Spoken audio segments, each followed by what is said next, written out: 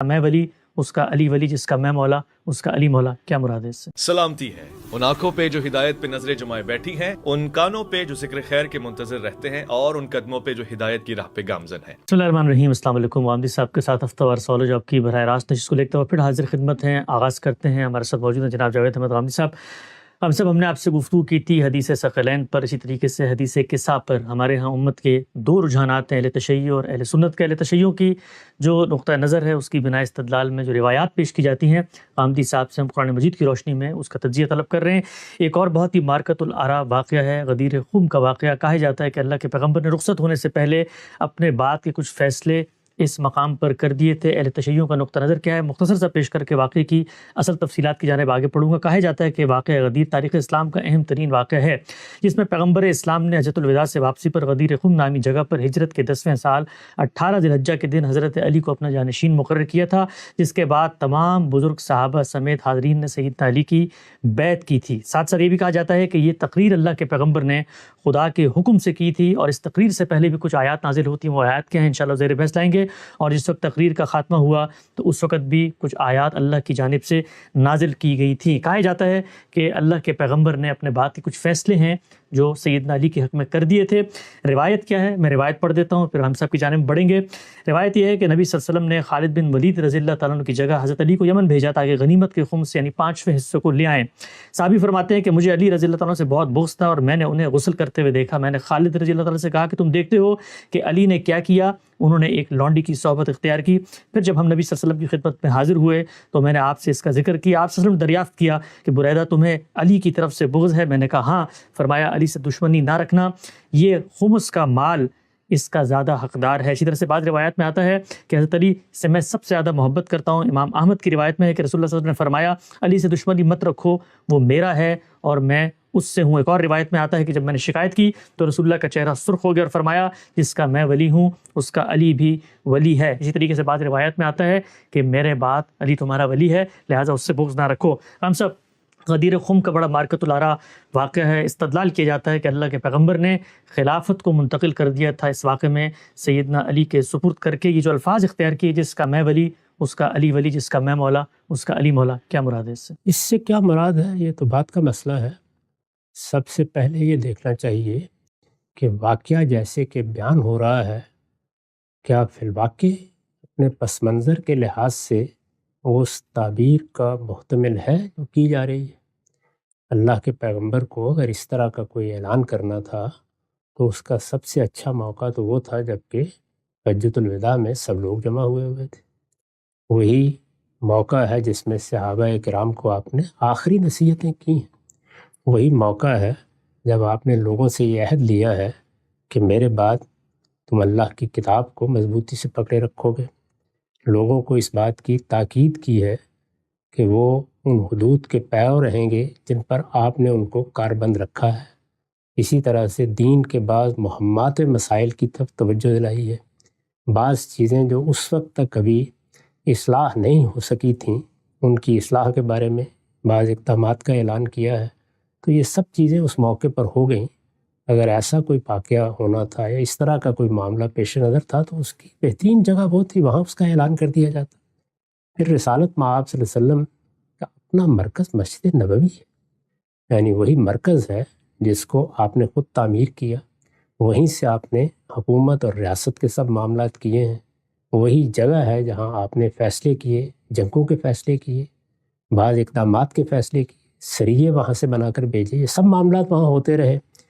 اس میں آپ اس کا اعلان فرماتے، لوگوں کو جمع کرتے۔ مدینہ کی حیثیت گویا ایک مرکز کی تھی، اس میں اگر موقع ملتا تو لوگ آپ کی بات سنتے اور وہ بات دنیا تک بھی صحیح طریقے سے پہنچ جاتی۔ آخری زمانے میں جب آپ بیمار ہو گئے ہیں، اس کا بہترین موقع وہ بھی تھا، یعنی اس میں تو آپ کو نماز کے لیے بھی انتخاب کرنا تھا کہ اب کوئی آدمی لوگوں کی امامت کرا دے گا۔ تو یہ سارے مواقع موجود تھے۔ ان مواقع پر رسالت مآب صلی اللہ علیہ وسلم اس طرح کا اعلان کرنا چاہتے تو کر سکتے تھے۔ ایسا کوئی اعلان آپ نے کبھی نہیں کیا، کسی کے بارے میں بھی نہیں کیا۔ یعنی اپنا کوئی رجحان واضح کیا ہو، کوئی اشارہ کر دیا ہو، کوئی اس طرح کی چیز ہو، تو اس سے زائد کوئی چیز آپ نے کبھی نہیں کی۔ کیوں نہیں کی؟ اس کی وجہ یہ ہے کہ اللہ تعالیٰ یہی سنت قائم کرنا چاہتے تھے کہ مسلمانوں کے باہمی معاملات ان کی رائے سے فیصل ہوا کریں۔ اس پر ہم مختلف موقعوں پر بہت تفصیل سے گفتگو کر چکے ہیں۔ ابھی اعتراضات سیریز میں بھی اس کے مختلف پہلو زیر بحث ہیں۔ رسالت مآب صلی اللہ علیہ وسلم کے بعد مسلمانوں کو اجتماعی معاملات میں کیا ہدایت دی گئی؟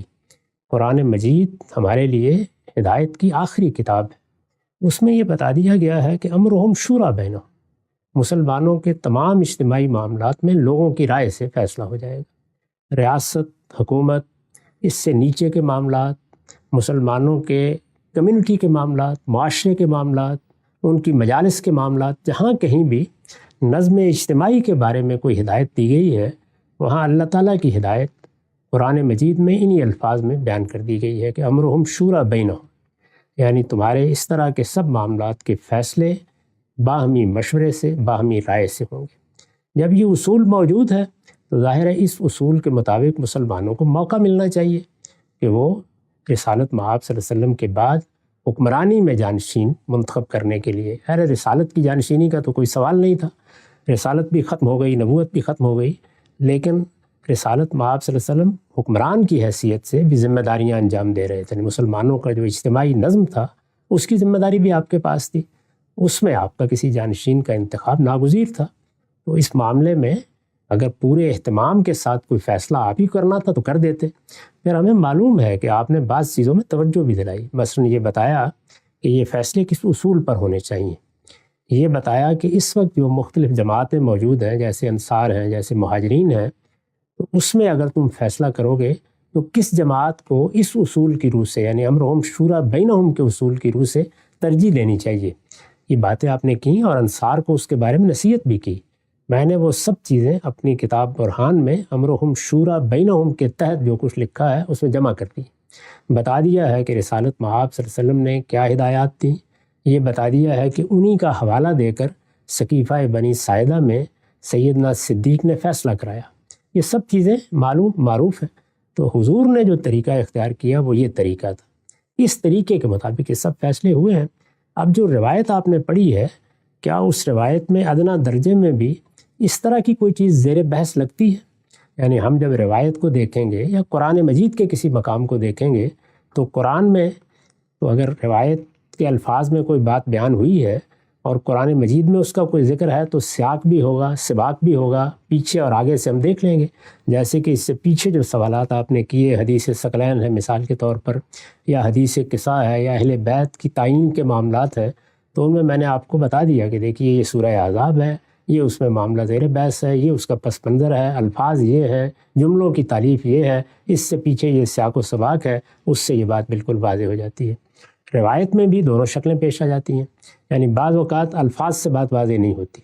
اس صورت میں روایت تو ایک شخص کا بیان ہے، دو اشخاص کا بیان ہے، چار لوگوں کا بیان ہے، اس میں پھر یہ دیکھنا پڑتا ہے کہ بات کہاں کہاں اور بیان ہوئی ہے، کسی دوسرے نے بھی اس کو آگے روایت کیا ہے، اس میں کچھ چیزیں ایسی تو نہیں کہ جو لوگوں نے حذف کر دی ہیں۔ دین کے مجموعی معاملات کیا ہیں، مجموعی نظم کیا ہے، قرآن مجید کی ہدایت کیا ہے، اس میں رکھ کے اس کو دیکھا جائے۔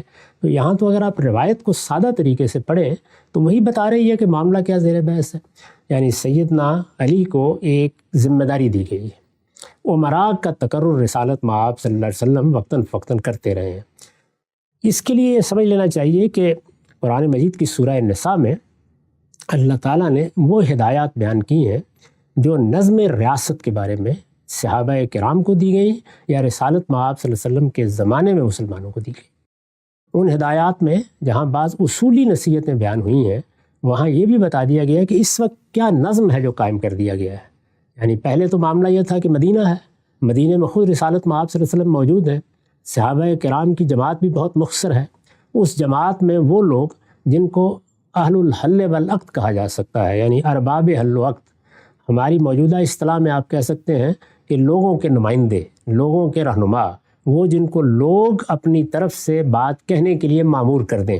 تو یہ چند لوگ تھے، ان کے ہم نام بتا سکتے ہیں کہ وہ کون لوگ تھے۔ ایک مختصر سی جماعت میں 8، 10، 12 ایسے لوگ تھے جن کی حیثیت رسالت مآب صلی اللہ علیہ وسلم کی دعوت کے ساتھ تعلق کی وجہ سے رہنماؤں کی ہوگی۔ سیدنا صدیق تھے، سیدنا عمر تھے، سیدنا عثمان تھے، سیدنا علی تھے، طلحہ تھے، زبیر تھے رضی اللہ عنہم، ابو عبیدہ بن الجراح تھے، معاذ بن جبل تھے۔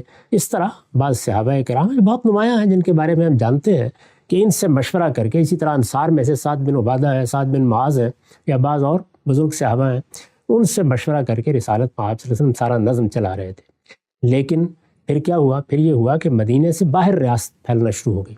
اب جب باہر پھیلنا شروع ہو گئی تو اس میں لوگوں کو علاقوں کی ذمہ داریاں بھی دی جاتی تھیں، مہمات کی ذمہ داریاں بھی دی جاتی تھیں۔ گویا دو طرح کے عمراء قائم کرنا پڑ گئے، ایک وہ کہ جو کسی علاقے کا جا کر نظم سنبھالیں، ایک یہ کہ وہ کسی جگہ پر کسی مہم کے لیے بھیجے جائیں۔ کوئی سریہ بھیجا جا رہا ہے، کسی جگہ کوئی لشکر بھیجا جا رہا ہے، تو اس کا بھی آخر کسی کو امیر مقرر کیا جائے گا۔ عام طور پر یہی تعبیر اختیار کی جاتی تھی۔ رسالت پاک صلی اللہ علیہ وسلم کے زمانے میں اس طرح کے لوگ ہیں جن کے بارے میں قرآن یہ کہتا ہے کہ یہ اولو الامر ہیں، یعنی ان کو مسلمانوں کے نظم کی ذمہ داری دی گئی ہے۔ ہاں، وہ ذمہ داری کسی مہم کے سلسلے میں دی گئی ہے یا کسی علاقے کا نظم چلانے کے لیے دی گئی ہے۔ ان سے ہمیں کیا رویہ اختیار کرنا چاہیے، اس کو اصول کے طور پر بیان کیا ہے کہ اے ایمان والو، اطیعوا اللہ و اطیعوا الرسول، اللہ کی اطاعت کرو، اللہ کے رسول کی اطاعت کرو، اس لیے کہ اللہ اور اللہ کے رسول تو اس وقت حکومت کر رہے ہیں۔ اسی لیے میں ہمیشہ یہ کہتا ہوں کہ اس وقت حکومت الہیہ قائم تھی، یعنی خود اللہ تعالیٰ براہ راست اپنے پیغمبر کے ذریعے سے ہدایات بھی دے رہے تھے اور فیصلے بھی سنا رہے تھے۔ قرآن مجید میں وہ سب باتیں نقل ہوئی ہیں۔ زمین پر اللہ کا پیغمبر موجود تھا، تو اللہ و رسول کو تو گویا یہ حیثیت حاصل تھی کہ براہ راست اس وقت معاملات کو انہی کو دیکھنا تھا۔ ان کی اطاعت تو اس لیے بھی کرنی ہے کہ وہ ہمارا پروردگار ہے اور رسول اس کا نمائندہ ہے۔ اس وقت حکمران کی حیثیت سے بھی انہی کی اطاعت کرنی تھی۔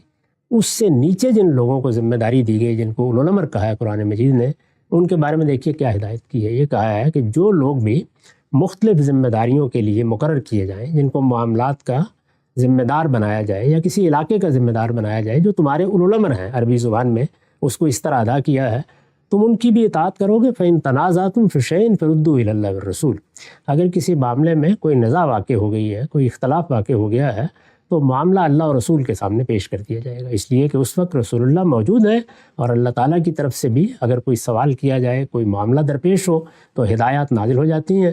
ہم جانتے ہیں کہ ایک خاتون کے زہار کے معاملے میں آسمان سے ہدایات نازل ہو گئی ہیں، تو اللہ تعالیٰ بھی ہدایات دے رہے تھے اور اللہ کا پیغمبر بھی زمین پر لوگوں کی رہنمائی کے لیے موجود تھا۔ اس میں یہ کہا گیا کہ اپنے نزاعات وہاں پیش کرو۔ یہ جو اولو الامر ہیں مقرر کیے گئے ہیں مختلف موقعوں پر، ان کے بارے میں حضور نے ایک اصولی بات فرمائی، وہ مختلف الفاظ میں روایتوں میں بیان ہوئی ہے۔ اگر آپ مسلم کی کتاب الامارہ نکال لیں گے تو آپ کو اس کے کئی طرق مل جائیں گے جس میں یہ بات بیان کی گئی ہے۔ اس میں حضور نے یہ فرمایا ہے کہ جب ایک نظم قائم کر دیا گیا ہے تو اس نظم میں اب میں اللہ کا رسول ہوں، جس نے میری اطاعت کی اس نے اللہ کی اطاعت کی۔ یہ بات قرآن میں بھی بیان ہوئی، یہ بات حضور نے بھی بیان فرمائی۔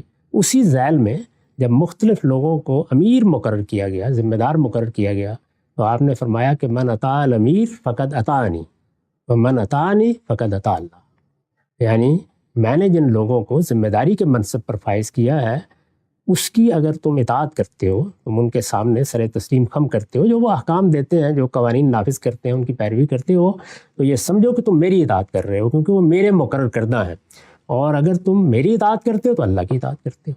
تو اس طرح گویا آپ نے یہ بتا دیا کہ یہ جو نظم اجتماعی ہے، اس میں جب تک یہ احساس نہ ہو کہ ہم اللہ اور اللہ کے رسول کے احکام کے تحت اس کی پیروی کر رہے ہیں، اسی کو ایک جامع تعبیر پھر آپ نے دی کہ التزام جماعت ہونا چاہیے، یعنی مسلمانوں کے نظم اجتماعی سے انحراف نہیں ہونا چاہیے۔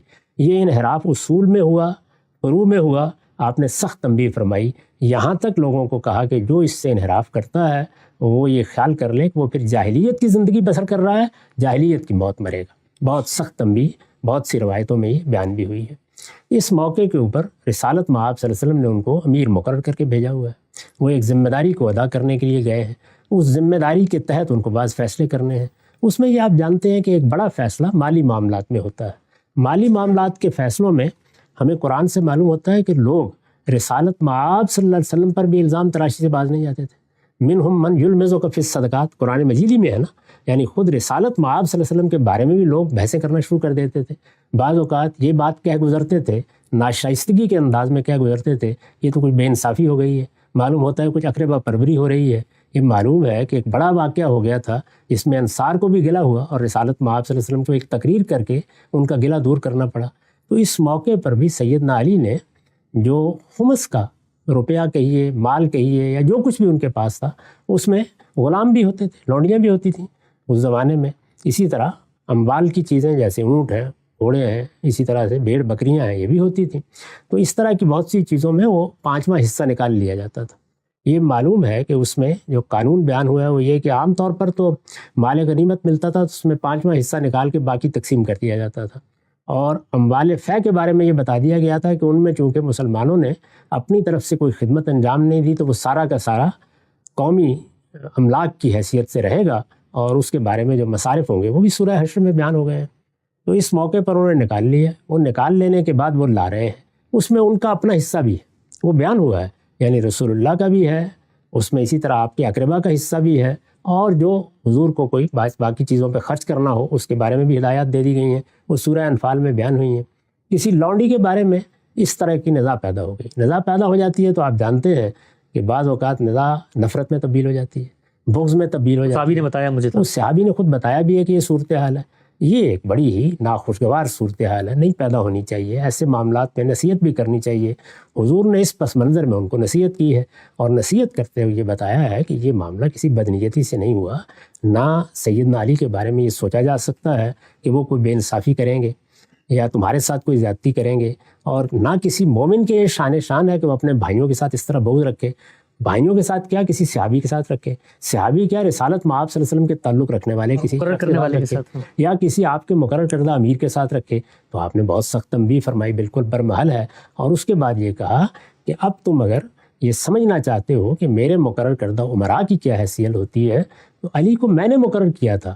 اس وجہ سے جو لوگ مجھے اپنا سردار سمجھتے ہیں، علی کو بھی انہیں اپنا سردار سمجھنا چاہیے. تو اس پس منظر میں یہ نصیحت کی گئی ہے. ایسی نصیحت بہت سے موقعوں پر کرنے کی ضرورت ہوتی ہے. میرے نزدیک رسالت میں آپ صلی اللہ علیہ وسلم کا یہ ارشاد اسی اصولی بات کی فرع ہے کہ من اطاع الامیر فقد اطاعنی و من اطاعنی فقد اطاع اللہ. سبحان اللہ. ہم سب بہت ہی خوبی کے ساتھ قرآن مجید کی روشنی میں روایت کا اصل پس منظر کیا ہے، اور اس آپ صلی اللہ علیہ وسلم جو ایک اطلاقی تبصرہ کر رہے ہیں اس کی اصل قرآن مجید میں کیا ہے وہ آپ نے بیان فرمائی. اچھا، اس سے پہلے ہم صاحب کہ میں وہ 2 آیتیں زیر بحث لے کر آؤں جن کے بارے میں کہا جاتا ہے کہ روایت جس وقت پیش کی گئی، رسول پاک صلی اللہ علیہ وسلم نے خطبہ دیا تو پہلے اور بعد میں کچھ آیتیں بھی نازل ہوئیں، جس سے یہ استدلال کیا جاتا ہے کہ اللہ تعالیٰ خود قرآن مجید میں اسی فیصلے کا حوالہ دے رہے ہیں. آیتیں آتی ہیں زیر بحث. اس سے پہلے ہم صاحب جو مقدمہ اس پورے کے پورے واقعہ غدیر خم سے برآمد کیا جاتا ہے، جن لوگوں کے حق میں برآمد کیا جا رہا ہے کہ جی اللہ کے پیغمبر نے ان کو خلافت کی جانشینی پر اور اس جگہ پر فائز کر دیا ہے.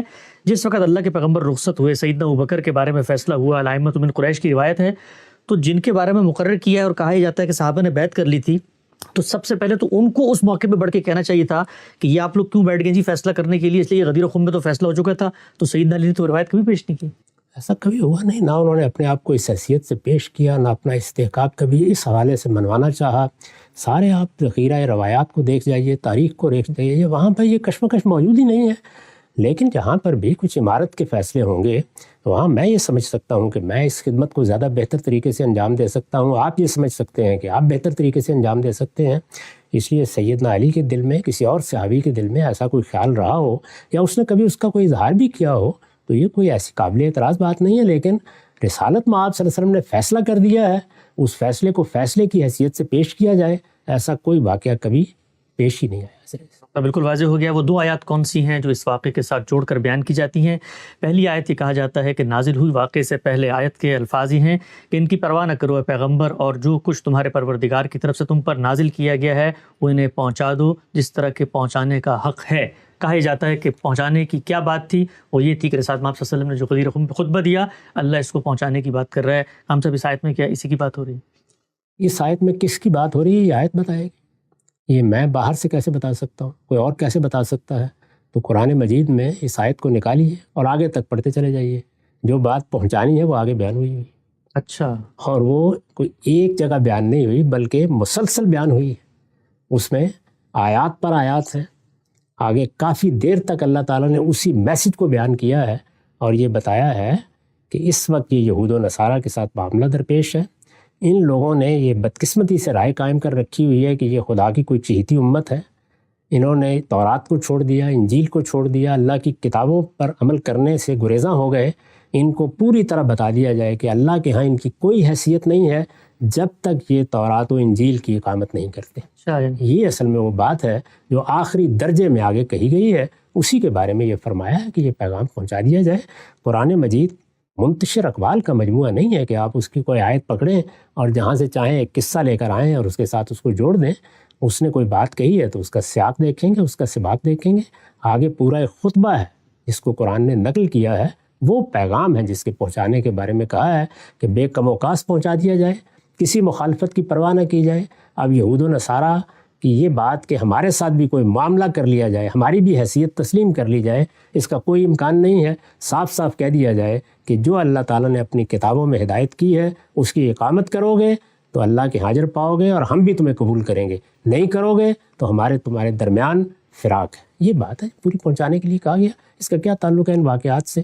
اس طرح کی باتیں قرآن مجید کے باہر سے لانا، اس میں داخل کرنا، یہ بجائے خود اللہ کی کتاب کو نہ ماننے کے مترادف۔ ایک وقت واضح ہو گیا۔ اچھا، ہم سب کہا جاتا ہے کہ جس وقت اللہ کے پیغمبر نے خطبہ دیا اور یہ بات پہنچا دی، اس کے بعد یہ آیات نازل ہوئیں، یہ بھی سورہ مائدہ ہی کی آیات ہیں۔ اس میں فرمایا گیا ہے تمہارے دین کو آج تمہارے لیے پورا کر دیا گیا ہے اور تم پر اپنی نعمت تمام کر دی گئی ہے اور تمہارے لیے دین کی حیثیت سے اسلام کو پسند کیا گیا ہے۔ گویا استدلال یہ کیا جاتا ہے کہ اللہ کے پیغمبر نے جب آخری فیصلہ کر دیا، اس کے بعد اللہ نے یہ حکم نازل کیا کہ اب دین مکمل ہو گیا ہے۔ گویا آخری فیصلہ یہی تھا کہ سیدنا علی کو جانشین بنا دیا جائے، اور غدیر خم کے موقع پہ یہ الیوم اکملت لکم دینکم والی آیت نازل ہوئی۔ یہاں آپ کوئی داستان سنا سکتے ہیں لیکن وہ سب داستانیں باہر کی داستانیں ہیں۔ سورہ مائدہ کی آیات ہیں، سورہ مائدہ کو سادہ ترجمہ سامنے رکھیے، پڑھتے چلے جائیے، اس میں بالکل ٹھیک مقام پر یہ آیات آئی ہیں اور اپنے سیاق و سباق میں آئی ہیں۔ وہاں یہ بتایا جا رہا ہے کہ دین کے احکام پورے ہو گئے ہیں، جن چیزوں کی وضاحت مطلوب تھی وہ کر دی گئی ہے، شریعت کا کوئی پہلو ایسا نہیں رہا جس میں اب کوئی ابہام ہو۔ اب ہم یہ اعلان کر رہے ہیں کہ ہم نے پہلی وحی سے جو دین دینا شروع کیا تھا وہ پایہ تکمیل کو پہنچ گیا ہے، اللہ کی نعمت تمام ہو گئی ہے اور اللہ نے اسلام کو تمہارے دین کے لیے پسند کیا ہے۔ تو رضیت لکم الاسلام دینا کے الفاظ خود بتا رہے ہیں کہ وہ کیا چیز ہے جو اللہ اس موقع پر دے رہے ہیں۔ اس کے بعد پھر فرمایا ہے کہ اب آخری اعلان بھی کر دیا جائے کہ یہود و نصارہ کے ساتھ دین کے معاملے میں کوئی مصالحت نہیں ہو سکتی۔ اگر ان کو حق کو اختیار کرنا ہے تو بے کم و کاست اختیار کریں، ان تک یہ بات پہنچا دی جائے۔ اس سیاق و سباق میں یہ ساری بات کہی گئی ہے، جس کا جی چاہے اس کو وہاں پڑھ لیں، آیت کو وہاں سے آپ نکال لیں، نکالنے کے بعد ایک قصہ خود تجویز فرمائیں، پھر اس کو آیت سے متعلق کر دیں۔ یہ کام تو وہی لوگ کر سکتے ہیں جو خدا کی بارگاہ میں بھی جسارت کرنا چاہتے ہوں، میں یہ جسارت نہیں کر سکتا۔ بالکل واضح ہو گیا غدیر خم کی اس پوری روایت کی حقیقت، پس منظر، اطلاقات کہتے ہیں قرآن مجید کی روشنی میں غامدی صاحب کی حرکت میں جائزہ لیا۔ انشاءاللہ سلسلہ گفتگو کو آگے بڑھائیں گے، کچھ اور بھی پہلو ہیں جو اس پورے واقعات کے پس منظر میں پیش کی جاتے ہیں، زیر بحث آئیں گے۔ وقت یہاں پہ ختم ہوتا ہے، دوبارہ حاضر خدمت ہوں گے، اب تک آپ کا بہت شکریہ۔